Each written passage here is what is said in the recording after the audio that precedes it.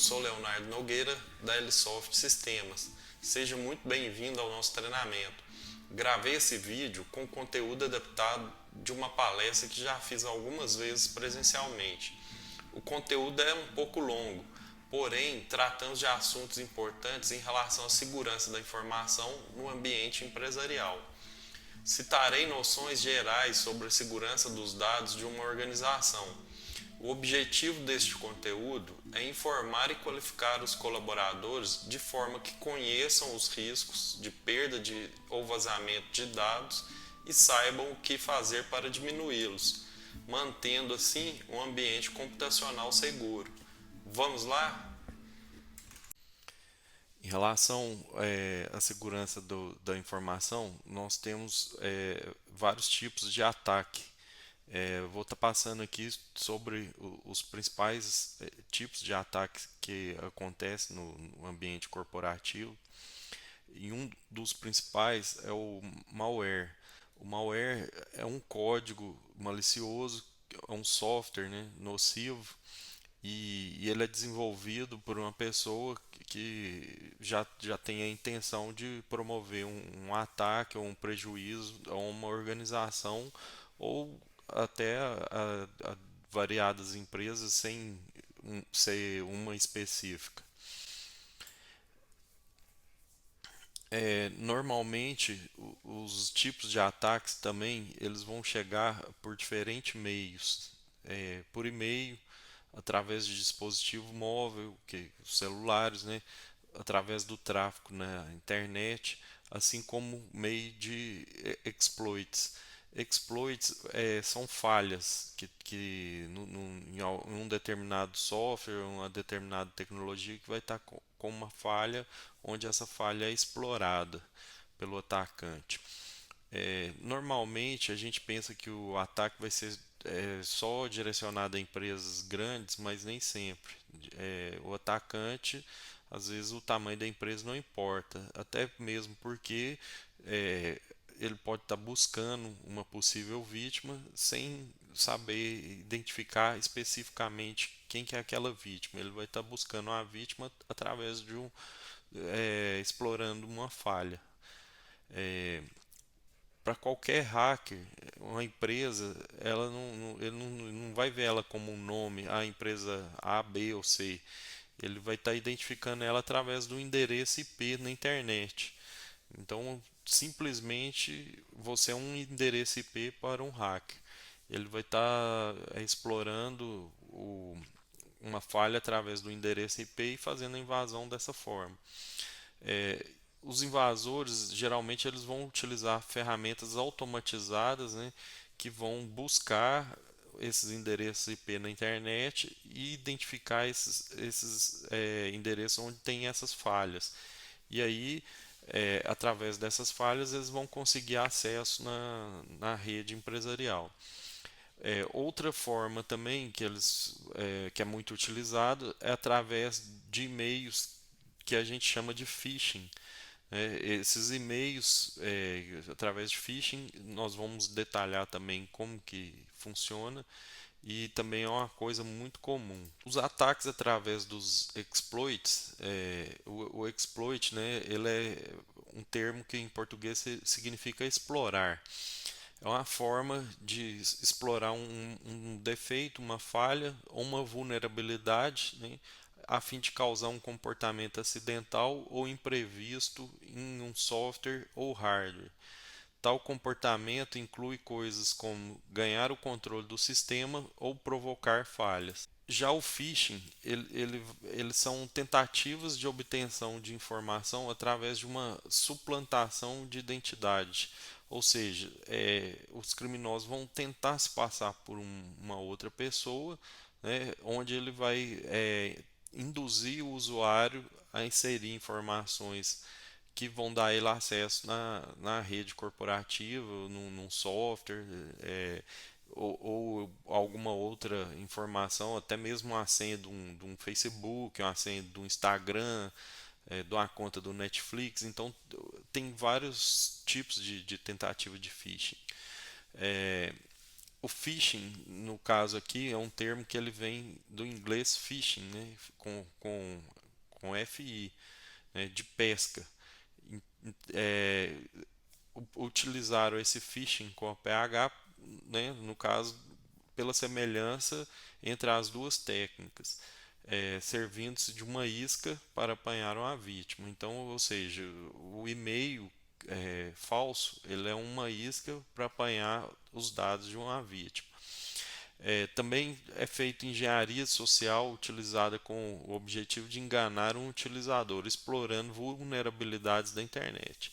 Essa engenharia social é o que eu falei, às vezes um e-mail se passando por uma outra empresa, então às vezes vai receber um e-mail caracterizado como se fosse de uma outra empresa, e aí o usuário, não, se ele não identificar isso, ele vai acabar passando informação achando que está enviando informação para uma determinada empresa e até mesmo outros tipos de engenharia social, como também que é muito comum, aqueles e-mails que falam assim, você está sendo traído, clique aqui para ver as fotos, é, e-mails também falando assim, utilizando uma reserva de hotel, falando que foi feita uma reserva de hotel para você confirmar na fatura.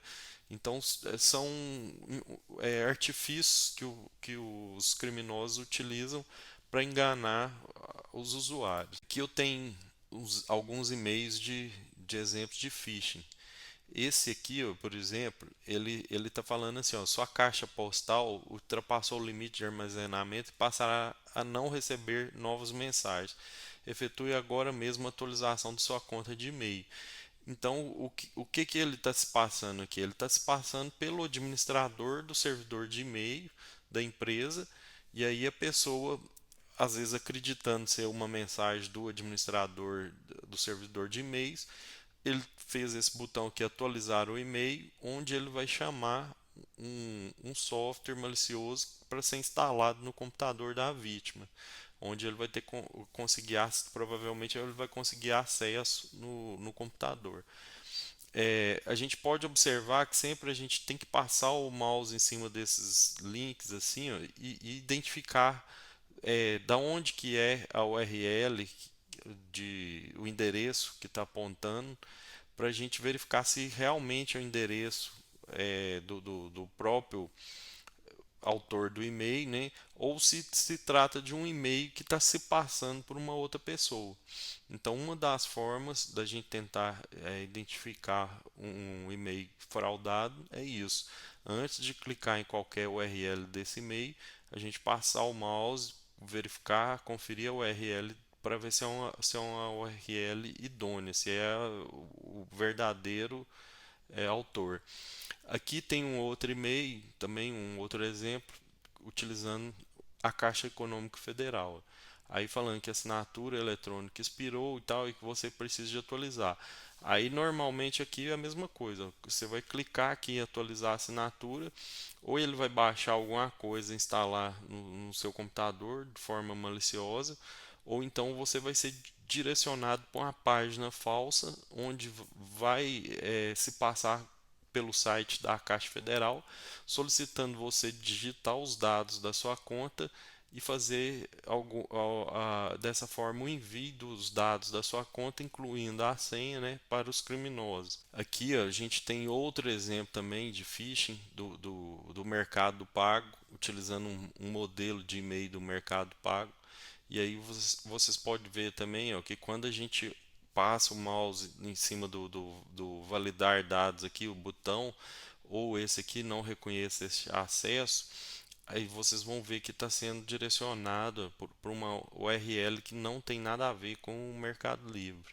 Então é sempre bom ficar atento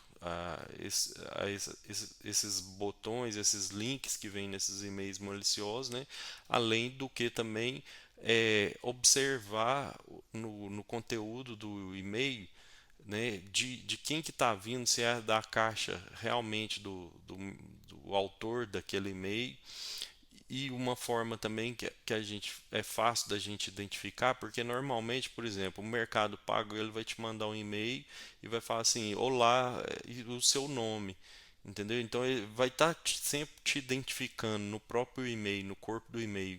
Agora, quando você recebe um e-mail dessa forma que é genérico, que não está falando o nome da sua conta no Mercado Pago, não tá te chamando pelo nome, está só prezado cliente, aí vocês podem ver que isso aí já é indício de phishing, né? Tá tentando se passar pelo Mercado Pago para obter os dados da sua conta do Mercado Pago também e possivelmente fazer fraude utilizando ela. Aqui tem um exemplo aqui, ó, de um software que os hackers utilizam para a criação desses phishing. Então vocês podem observar aqui ó, que ele abre esse software lá no computador dele e aí dentro das opções do software nós temos inúmeros tipos de páginas falsas que ele pode inicializar lá no computador dele, como que ó, Netflix, PayPal, Twitter, PlayStation, GitHub, é, vários vários tipos de páginas falsas, onde ele vai gerar um link para essas páginas falsas, né, e vai direcionar em vários e-mails. E aí as vítimas vão acessando essas páginas falsas e colocando as informações dentro dela lá, e aí essas informações vão sendo acumuladas aqui no software que o hacker está utilizando instalado no computador dele. Outra forma de invasão, né, que pode gerar prejuízo para a empresa também, são os vírus. Os vírus originalmente eles eram espalhados por meio de disquetes, né, que já vem assim desde o início da computação. O método de distribuição atualmente já evoluiu com a tecnologia e hoje eles são comumente espalhados através de compartilhamento de arquivos online, downloads e anexos de e-mail. Então também é extremamente importante o que a gente ter cuidado com todos os softwares que a gente faz download na internet e faz a instalação deles no computador, justamente para saber se o software é idôneo e se ele não está trazendo junto algum vírus para a rede interna, né? Então, além de da gente saber o que está sendo instalado no computador, a gente tem que saber de onde a gente está adquirindo esses arquivos. Que se eu entro no Google, por exemplo, e coloco lá assim, download do Windows, um exemplo, ou download do Office, eu posso estar sendo direcionado para uma página onde eu vou fazer o download do Office contaminado com vírus. Então, ou seja, o Office, por exemplo, é um software da Microsoft, o ideal é o quê? Que a gente acesse o site da Microsoft e faça o download do software dentro do site da empresa fornecedora, né? Então, de forma idônea. Isso aí é a mesma coisa, se eu preciso de instalar o Adobe PDF, né, o Adobe Reader, para ler PDF, adquirir, acessar o site da Adobe e fazer o download dentro do site da Adobe, não fazer o download do Adobe Reader através de outros sites que possivelmente poderão estar me fornecendo ele com vírus. Os worms eles são semelhantes aos vírus, porém com um adicional que eles podem rastejar pelas redes sem qualquer interação humana. Então, ou seja, o vírus ele vai precisar de um software carregar ele junto.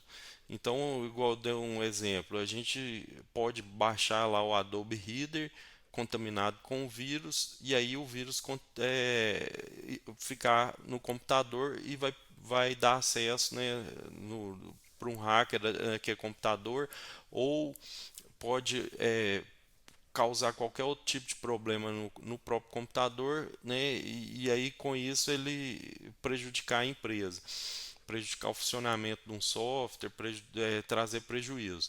Agora, o Worms, a diferença dele entre os vírus é o quê? Que a partir do momento que você colocou ele dentro da sua rede empresarial, ele vai estar replicando dentro da própria rede.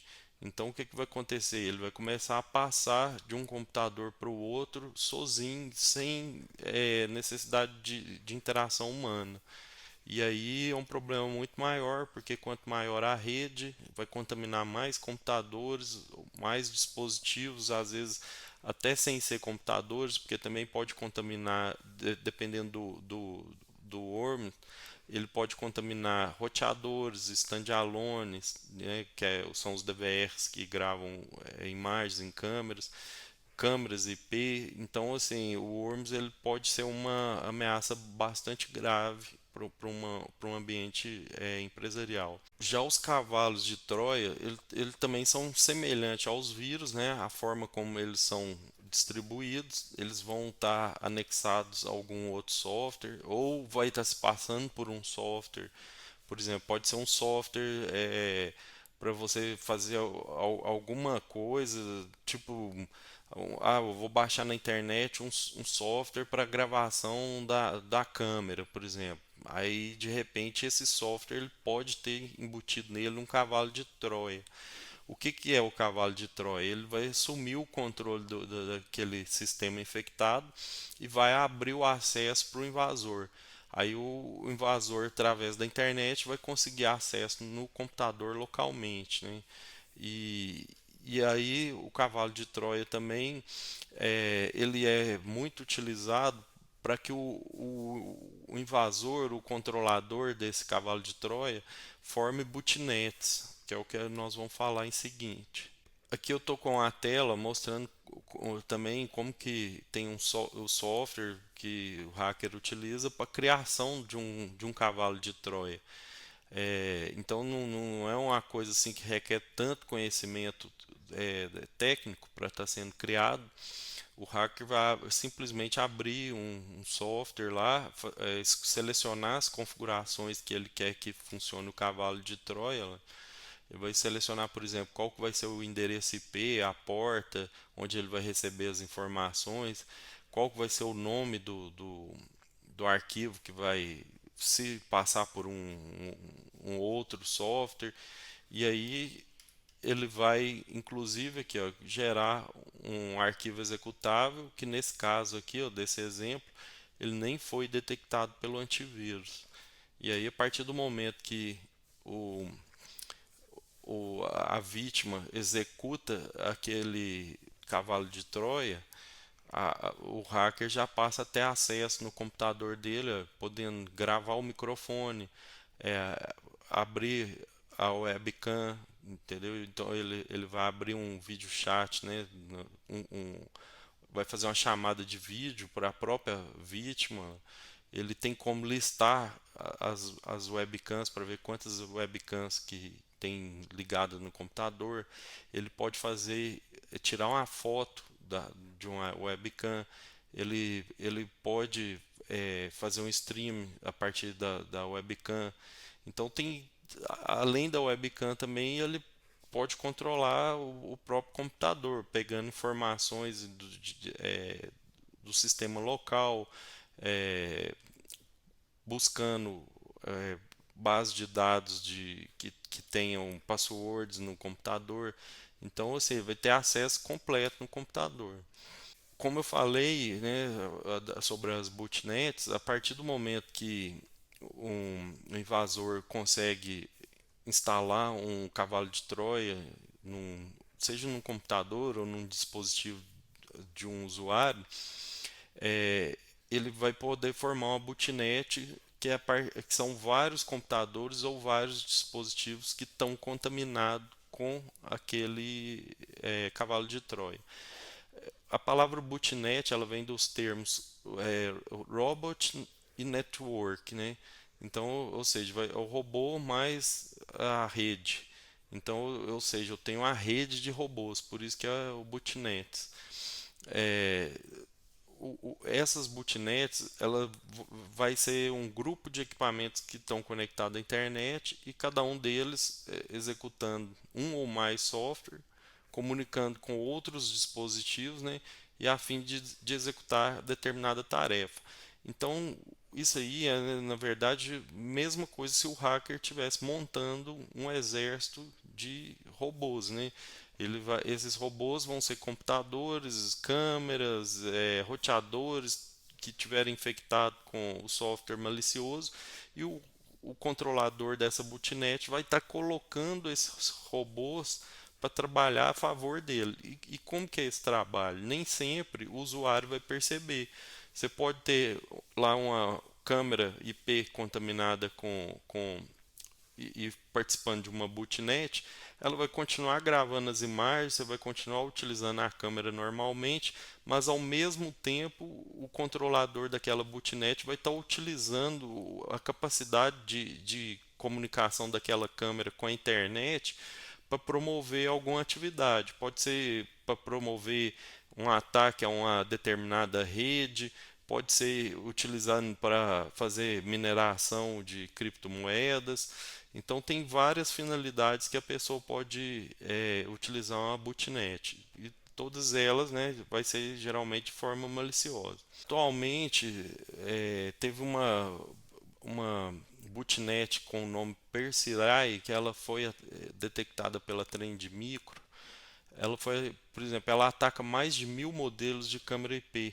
Então isso aí é interessante para vocês verem como que no caso do cavalo de Troia e a formação dessas botnets, estão ligadas não somente aos computadores, onde o usuário vai pegar, vai fazer alguma abertura de um arquivo indevido, vai receber esse cavalo de Troia através do e-mail e vai estar instalando.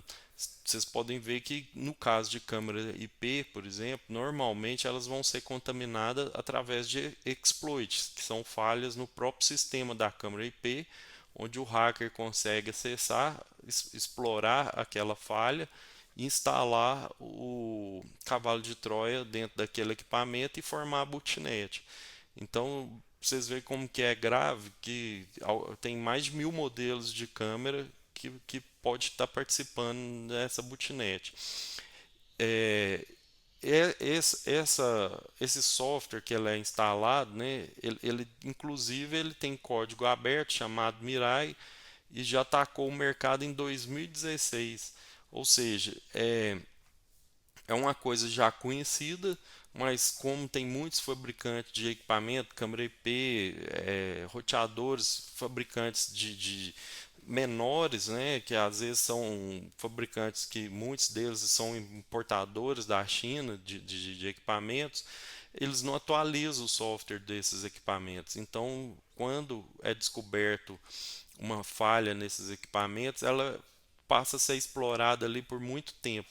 Então, o ideal, o que, que é? Que a gente mantenha numa rede empresarial, numa rede corporativa, equipamentos que são de marcas que forneçam sempre atualização.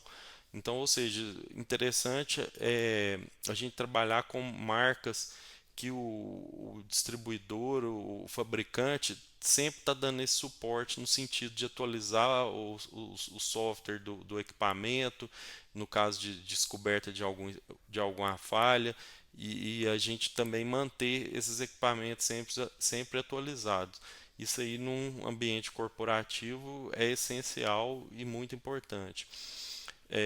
Porque quando acontece esse tipo de falha, muitos dos usuários eles nem vão saber que está acontecendo esse tipo de falha. Como eu disse, a câmera vai continuar funcionando, ele vai continuar utilizando ela, e aí ela vai estar trabalhando ali numa botnet como milhares aí de outros equipamentos espalhados no mundo todo, sem o usuário perceber. E o Brasil foi mapeado como um dos países que mais de 3% das câmeras atacadas estão em uso. Ou seja, tem uma botnet enorme com várias câmeras trabalhando e 3% delas estão no Brasil. Quando o invasor consegue o acesso, né, através da falha lá, ele vai enviar um comando no equipamento para que ele conecte no site, faça o download do código malicioso, né, e execute ele localmente sem que o usuário desconfie. E o próprio o código fonte malicioso do software que é instalado no equipamento, ele vai impedir que outros invasores tenham acesso ao equipamento e utilizem ele. Então é como se fosse uma captura daquele equipamento ali e colocando ele para trabalhar em favor de outra pessoa. Normalmente esses equipamentos, às vezes, quando a gente reinicia ele não salva a configuração dessa configuração do software malicioso, e aí ele volta vulnerável a outras invasões também. Então, por isso que eu estou falando que o importante, o que que é? Porque uma câmera IP, por exemplo, não tem como a gente formatar ela. Se a gente, até se a gente resetar ela, que seria o equivalente a formatar um computador, ela vai voltar no padrão ali e vai continuar vulnerável à invasão. O ideal mesmo é o que eu falei, é o fornecedor ter que fornecer um software atualizado corrigindo aquela falha que dá acesso à invasão. Outras formas de ataque também que são comuns são os spywares. Os spywares, eles costumam infectar os navegadores de internet, né, e são disfarçados de aplicativos que oferecem algum benefício ao usuário. E aí o que que é isso geralmente? Geralmente são aqueles software tipo que oferece fazer você colocar uma foto sua, fazer uma modificação facial, fazer uma brincadeira, um software que aparentemente eles não têm nada de malicioso, mas o que que esses software muitas vezes fazem? Eles vão registrar informações e padrões de comportamento do usuário e vai utilizar essas informações aí de forma maliciosa, né? Ou para vender essas informações no mercado negro, ou para utilizar essas informações para elaboração de estratégias de marketing. Então, são inúmeras situações. Isso aí, normalmente, quando existe esse tipo de spywares, a gente tem que ficar atento porque eles não são detectados como vírus, são um software que, igual falando, aparentemente são inofensivos. Mas é interessante o que? Antes da gente instalar o software, a gente observar, às vezes, muitas vezes no próprio contrato do software já cita o que, que o software faz. Então, ou seja, tem alguns spywares que eles são tecnicamente, legalmente, eles são autorizados, eles são comuns de estar no mercado. Se você fizer uma denúncia, por exemplo, contra a empresa, não vai dar em nada. Mas por quê? Porque às vezes o próprio contrato daquele software está citando o que, que o software faz, o usuário instala ele aceitando aquele uso. Então, ou seja, é imprescindível também que qualquer coisa que a gente vai instalar no computador, a gente procure mais a fundo o que, que é que aquele software vai fazer, além do papel principal que ele está ali oferecendo, né? Ele pode estar oferecendo ali um papel principal ali do software, mas por trás vai ter outras coisas ali envolvidas. Outro tipo de problema que a gente pode ter numa rede corporativa são os ransomware, que são os sequestros de dados. Quando acontece um ransomware, o que ele vai fazer? Geralmente ele vai acessar os arquivos no computador que foi sequestrado, né? Vai criptografar todos esses arquivos e aí depois você vai receber uma mensagem do invasor. Geralmente ele vai deixar um arquivo no desktop do computador com informação de como você vai pagar um resgate para você ter a chave de criptografia para você conseguir ter o retorno dos seus dados. Os custos desses resgates são muito variados e pode atingir milhares de dólares. Geralmente os valores cobrados pelos invasores vão variar de acordo com o tamanho da empresa mesmo. Depois que eles fazem o acesso e faz o sequestro dos dados, aí eles vão verificar, né, como que é o tamanho da empresa e vai tentar pedir o resgate de acordo com o tamanho da empresa. Qual que é o perfil da vítima do ataque de ransomware?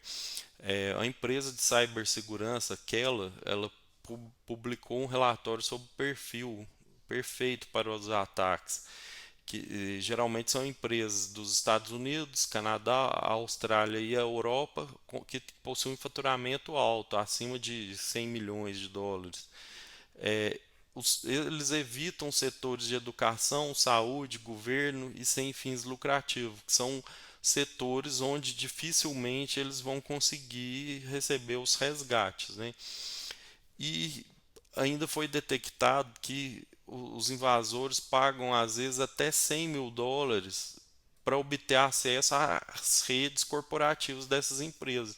Muitas vezes vai ter alguém dentro da própria empresa onde vai passar para esses invasores algum tipo de informação ou às vezes até iniciar o ataque ali dentro da rede corporativa, né? Trabalhando em conjunto para fazer esse sequestro de dados e cobrar da empresa ali um valor altíssimo para estar fazendo a devolução desses dados. O mais comum atualmente para fazer esse sequestro de dados são os acessos através do terminal service do Windows. Então eu vou explicar aí mais para frente como a gente evitar isso, né? Mas é essencial o que não deixar o acesso do terminal service do Windows liberado na internet. A gente tem que colocar de forma que se a gente precisa de acessar o servidor corporativo fora da rede, que a gente primeiro faça uma conexão VPN para depois acessar o servidor, não deixar o servidor com ele exposto direto na internet, não. Embora muitos fornecedores de firewall e antivírus ofereçam proteção superior contra as ameaças, né, poucos têm sido capazes de demonstrar a eficácia das suas soluções. Ou seja, não adianta a gente achar que só o fato de ter um antivírus instalado no computador, que o computador já está seguro, porque a segurança vai depender muito mais do usuário do que do próprio antivírus, do que do próprio Fire. Então, ou seja, o comportamento do usuário é muito mais importante do que o que está instalado ali no computador, porque o usuário executar alguma coisa que comprometa a segurança da rede é muito mais grave do que um firewall ou um antivírus não reconhecer um determinado vírus. Os firewalls eles oferecem uma proteção, né, boa na rede, mas também eles vão exigir um alto desempenho do hardware. Aí o que, que acontece quando em relação a isso? Muitas vezes os usuários vão considerar a possibilidade de desativar o firewall ou desativar o antivírus, porque eles vão ver que com o firewall desativado, o antivírus desativado, o hardware vai funcionar melhor, o computador vai ficar mais rápido e tal, e aí ele vai deixar às vezes o firewall ou o antivírus desabilitado por esse motivo. Então é interessante também o que? Quando a gente tem uma rede local com mais computadores, a gente tem um firewall principal na entrada da rede. Ou seja, eu ter pelo menos um roteador mais avançado, como é o caso do MikroTik, que tem roteadores avançados aí e de baixo custo, e aí, através do MikroTik, por exemplo, a gente tem condição de fazer um firewall bem feito na rede e a gente fazer esse firewall logo na entrada da rede. Ou seja, eu tenho a conexão da minha rede ali, né, da minha rede local com a internet, então eu já passo a filtrar tudo que está entrando e saindo logo ali no início da rede, na conexão minha com o provedor, né, sem depender tanto do que está instalado na máquina individual de cada usuário. Como eu falei, né, o ponto mais fraco na segurança da rede é o fator humano. E aí os criminosos usando golpes de phishing, né, a engenharia social lá para obter os dados de login e outras informações, eles vão conseguir acesso na rede, né, de qualquer forma. Hoje a gente tem muito aí a questão do trabalho home office, né, tem a necessidade dos colaboradores às vezes fazer acesso na rede empresarial de fora do escritório, da parte da casa deles ou em viagens que eles estão fazendo. Então é muito importante que a gente tenha bastante atenção para não deixar os dados de acesso à rede vazarem, porque também não adianta nada se a gente faz toda a configuração de VPN, de firewall, de segurança da rede, mas alguém consegue ter acesso, por exemplo, nas credenciais, que seria o login, o usuário e senha, para ele ter acesso à rede. Então aí já não tem como prever esse tipo de situação. Caso isso aconteça, esses dados são vazados, logicamente um hacker vai conseguir acesso na rede local. Né? E outra coisa que a gente tem que ter atenção também é o quê? Que os usuários eles podem perder os dispositivos ou eles até serem roubados. Né? Então, por exemplo, se eu tenho um notebook, eu utilizo esse notebook em viagens. Aí eu tenho dentro do notebook, salvo lá o acesso na minha VPN, na rede que eu tenho dentro da empresa, só que eu deixo lá usuário e senha salvos, e aí para eu ligar o notebook, por exemplo, não tenho a senha para ligar o notebook. Aí o que o criminoso pode fazer? Simplesmente ligar aquele notebook, clicar lá em conectar a VPN, não vai pedir senha nenhuma, ele vai conectar a VPN e vai ter acesso na rede empresarial. Depois de acesso, depois que ele tiver o acesso na rede empresarial, ele vai explorar essa segurança, essas falhas ali de segurança, né? E instalar um ransomware, fazer outras coisas ali, né, como extrair informações e tal, e que depois podem dar prejuízo para a empresa. Aí, em relação a isso, o que que a gente tem que ter cuidado na rede empresarial para aumentar a segurança? Primeiro, eliminar contas de usuários desnecessárias, ou seja, os funcionários que são desligados da empresa, a gente sempre excluir as contas deles. Os funcionários que estão de férias, a gente desabilitar a conta deles temporariamente para que ninguém acesse utilizando elas, né? É, e no caso dos usuários que tenham acesso administrativo, ou seja, que têm acesso para criar outros usuários, para alterar configurações, para ter acesso a dados mais importantes, a gente deixar isso com poucos usuários, né? Não fazer, por exemplo, colocar lá assim uma senha de admin e passar ela para todos os usuários da rede, né, de forma sem critério.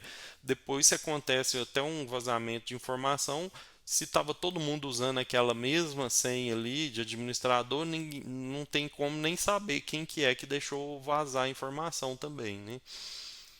E a gente precisa de pegar os administradores da rede, os administradores das soluções que tem na empresa, e eles precisam ser capacitados e constantemente atualizados, né, para que eles estejam cientes dos riscos e trabalhem constantemente minimizando esses riscos. É, outra coisa também que vai trazer mais segurança é a gente designar o mínimo de permissões necessárias para um usuário. Ou seja, se eu tenho um usuário, por exemplo, que ele é um vendedor externo e ele tem necessidade de ter acesso somente a uma tabela de preço, a lançar um pedido no sistema, por exemplo, não tem necessidade de eu colocar o acesso dele através de uma VPN, onde ele tenha acesso ao sistema completo, por exemplo. Eu posso criar uma parte restrita do sistema, onde ele vai ter acesso só ao que ele precisa e dar a ele a permissão só do que ele precisa, não passar permissões além do que cada usuário necessita. Isso aí também vai estar contribuindo muito para a segurança. Por quê? Porque se vazar as credenciais de um determinado usuário, quem tiver de posse daquela credencial de acesso, ele vai ter como invadir e olhar e mexer só naquilo ali que aquele usuário tinha acesso. Ele vai ser prejudicado, o ambiente corporativo pode passar por um ataque? Pode, mas vai ser restrito a uma pequena parte, não vai ser talvez uma invasão generalizada, né, que vai comprometer toda a empresa. E conceder permissão de somente leitura sempre que possível. Ou seja, num caso desse aqui de permissão de somente leitura, o interessante é o quê? Por exemplo, se a gente tem um software que eu tenho as informações completas da minha empresa. Só que vamos supor que eu tenho lá um aplicativo onde o meu cliente pode acessar o pode acessar o meu banco de dados da minha empresa e ter, por exemplo, segunda via do boleto dele, ele pode fazer certas solicitações. Então, o que, que é interessante? Esse aplicativo que eu estou fornecendo para o meu cliente, por exemplo, ele vai ter um ponto de conexão com o meu banco de dados. Se eu faço esse ponto de conexão de forma que sem controle das permissões de acesso, de repente, através de uma falha desse aplicativo, uma pessoa vai ter acesso completo no banco de dados. Então, o interessante o que, que é? Eu analisar o aplicativo que eu estou fornecendo para o meu cliente, o que, que é que ele precisa de ter acesso no banco de dados e criar um usuário que tenha especificamente acesso às informações que o meu cliente precisa. Não vou restringir outros tipos de informações que vão estar no mesmo banco de dados. Então, esse tipo de concessão aí é muito importante. Aí o que, que acontece? Se eu tenho, por exemplo, no caso de um cliente que eu vou fazer um aplicativo que vai fornecer uma segunda via de boleto, ele vai ter lá uma concessão de permissão de somente leitura. Ele não tem como alterar o valor de um boleto, por exemplo. Agora, se eu faço um usuário lá com todas as credenciais, aí pode acontecer, por exemplo, de um aplicativo ser fraudado e através dessa fraude ali, o invasor conseguir as credenciais do aplicativo ao banco de dados e conseguir fazer inclusive alterações nas informações. Outra forma da gente proteger a rede corporativa, né, é a gente te- sempre limitar o acesso das portas da rede local, que o compartilhamento de arquivos, que são a 137, 138, 139, né, bloqueando o acesso delas saindo para a internet. Isso aqui a gente faz através de um firewall na entrada da rede também, né, evitando o quê? Que o compartilhamento de arquivos da nossa empresa fique exposto na internet. E uma coisa também que é muito importante é a gente sempre executar as atualizações recomendadas pelo fornecedor de sistema operacional. Então, ou seja, todos os sistemas operacionais hoje em dia, eles sempre estão sendo atualizados. E em todas as atualizações são corrigidas falhas de segurança, são ampliadas a segurança deles. Então é essencial que a gente sempre atualize o sistema operacional, né? E a gente tenha também o sistema operacional de forma licenciada corretamente para a gente poder ter acesso a todas essas atualizações. A coisa que a gente sempre deve fazer também é o que? Manter um firewall ativo, né? Seja o de entrada da rede ou até do próprio computador também, do computador do usuário, restringindo todo o acesso e permitindo somente o que tenha acesso com critérios bem definidos. Manter o software de antivírus do servidor e dos computadores sempre atualizados, né? E nunca utilizar senhas simples como 1, 2, 3, 4, 5, 6, admin, né? Senhas que são simples são as mais testadas numa tentativa de invasão e existe formas aí que os hackers fazem tentativa de invasão com base na tentativa de senhas.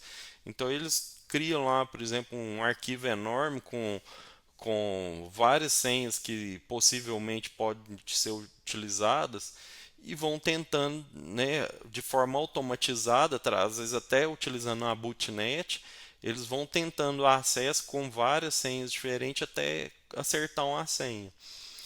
E a forma mais segura da gente ter o acesso remoto na nossa rede empresarial é utilizando VPN.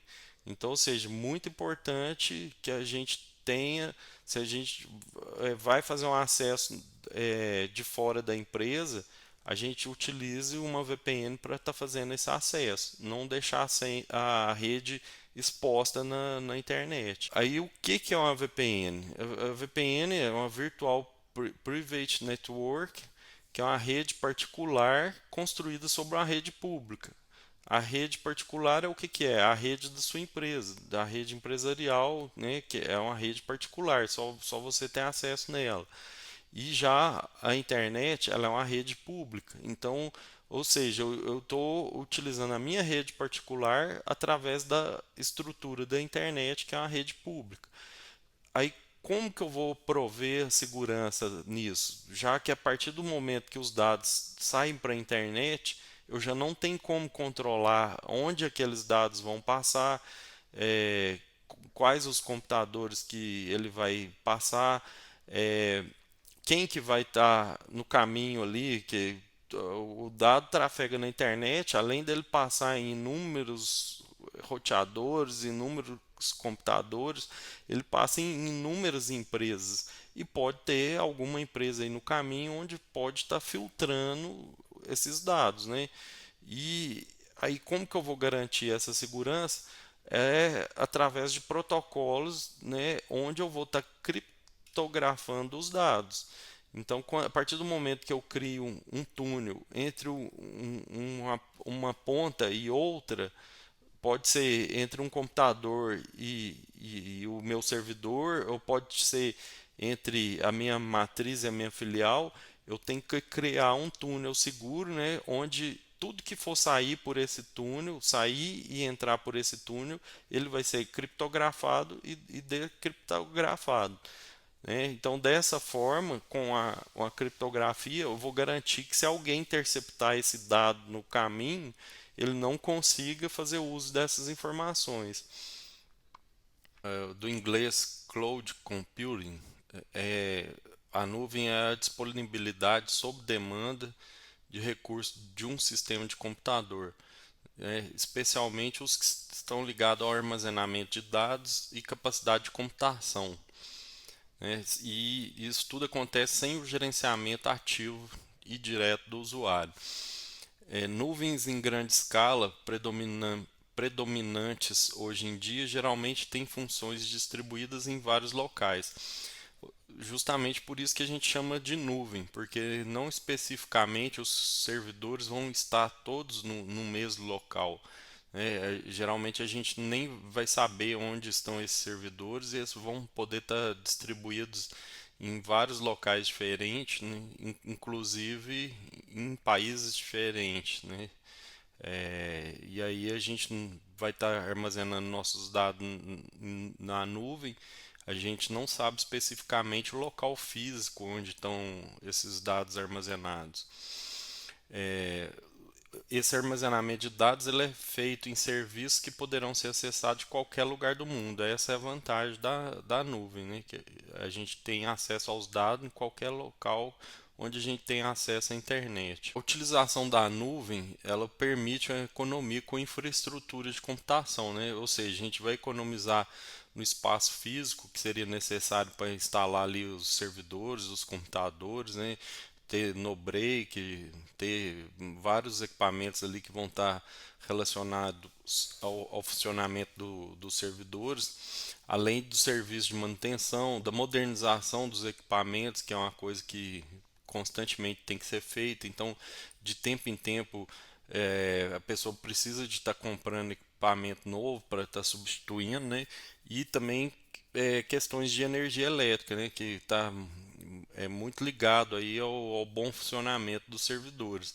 Então, além de prover a energia elétrica, a gente precisa de prover ela de forma constante. Então, não basta estar ligado a uma rede elétrica, a gente tem que ter um no-break com boa capacidade de carga em caso de falta de energia elétrica, e dependendo dos casos, se for um, um ambiente onde o sistema não pode parar em momento algum, além de no break é preciso até de gerador, né? Então, isso tudo, esse investimento em infraestrutura acaba impactando muito no custo de manutenção, né? E com isso a nuvem acaba sendo vantajosa porque quando a gente contrata um serviço de uma computação em nuvem, a gente já está contratando ele ali para funcionar 24 horas, né? Sem ter que preocupar com essa parte de infraestrutura. Essa parte fica toda por conta do fornecedor da nuvem, né? Do dono, né? Da empresa que é dona daquela nuvem que está te oferecendo o serviço. Mas apesar de ter todas essas vantagens, armazenar os dados em nuvem, a gente tem que ter certos cuidados. Aí quais os cuidados que a gente precisa ter? A gente precisa de criar sempre uma senha forte, né? Usar autenticação em duas etapas. Então, o que é essa autenticação de duas etapas?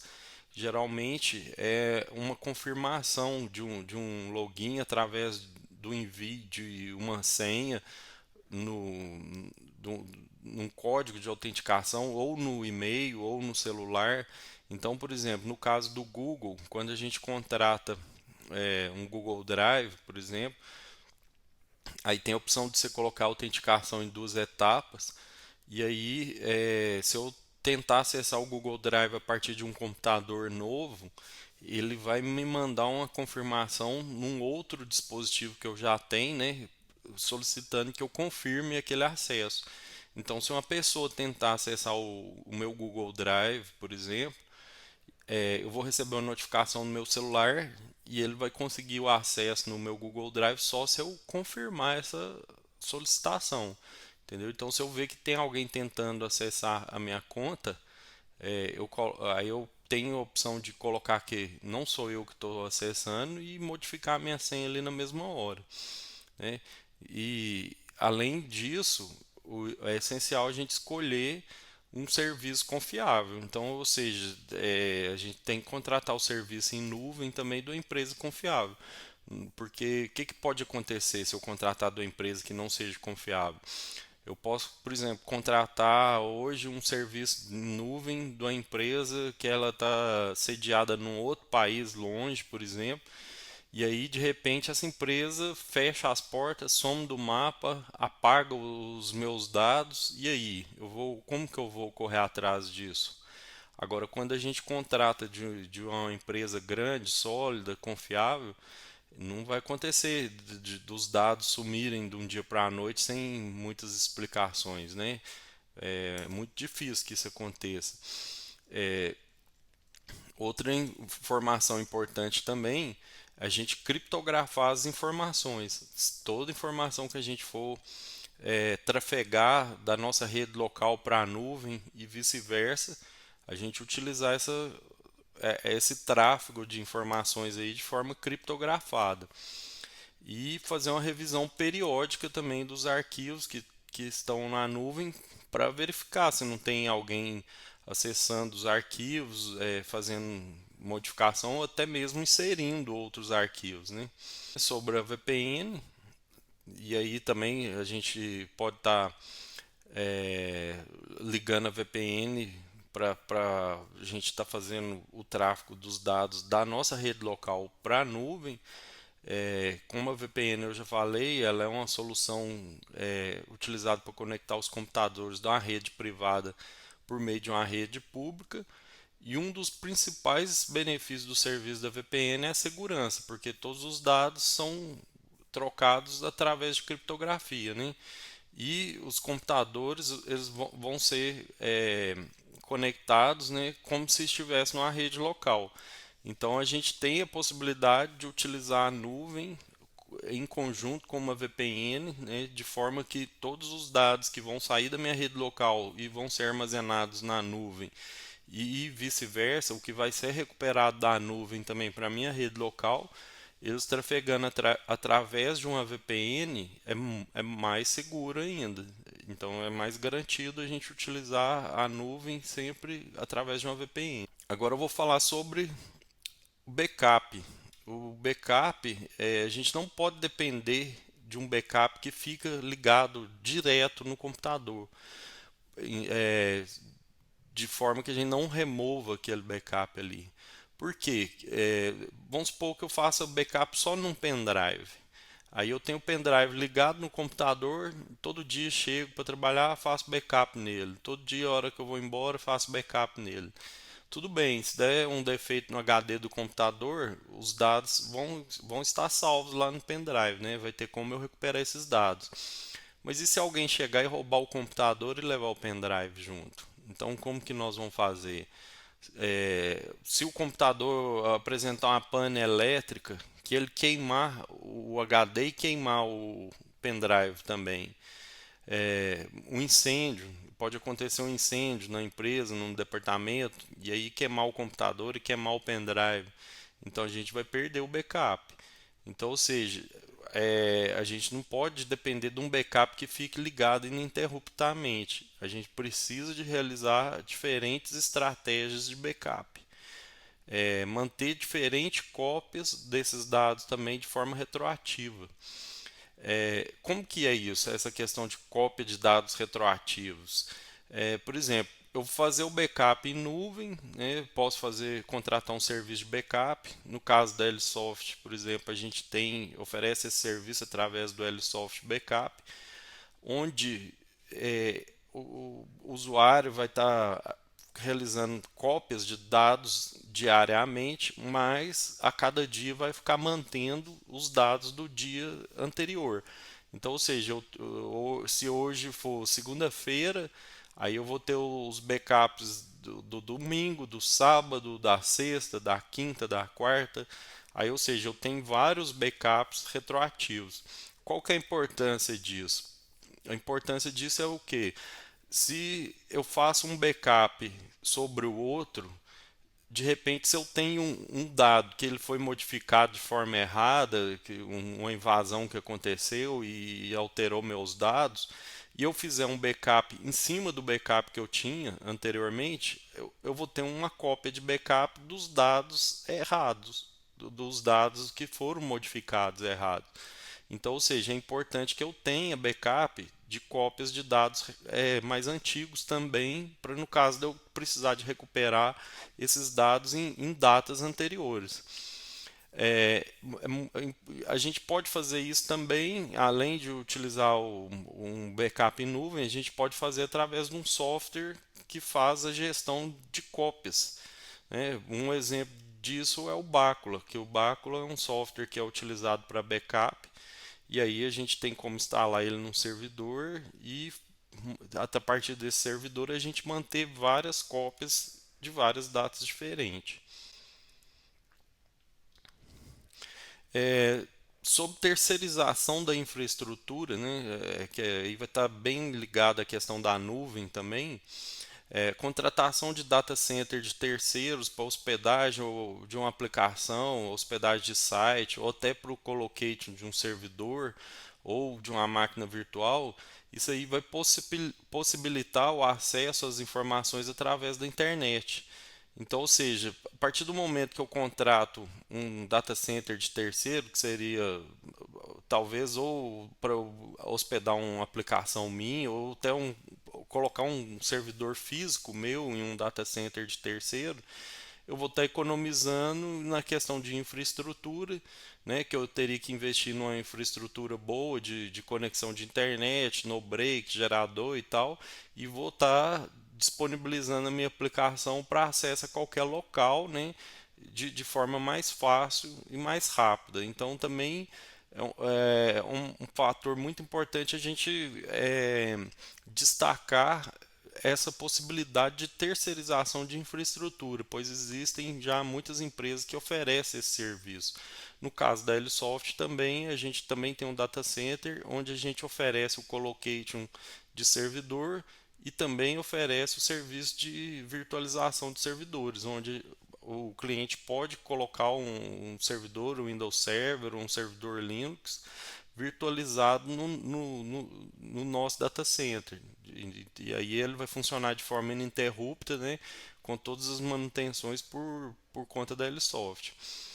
É, essa terceirização de infraestrutura também, ela vai facilitar muito, porque vai reduzir gastos de interconexão, né, de internet entre os pontos, evita investimento na infraestrutura, na manutenção dos servidores, vai reduzir gastos, né, da empresa com energia elétrica, compra de no-break, substituição de bateria de no-break. Então, se a gente colocar isso na ponta do lápis, talvez a contratação de uma máquina virtual seja bem mais vantajosa do que atualmente manter uma máquina física na empresa. Bom, pessoal, espero que tenham gostado do conteúdo, que ele seja útil. Caso você tenha alguma dúvida ou sugestão, faça um comentário no vídeo. Isso é muito importante para criarmos novos conteúdos. Se inscreva no canal e ative as notificações para ser avisado de novos vídeos.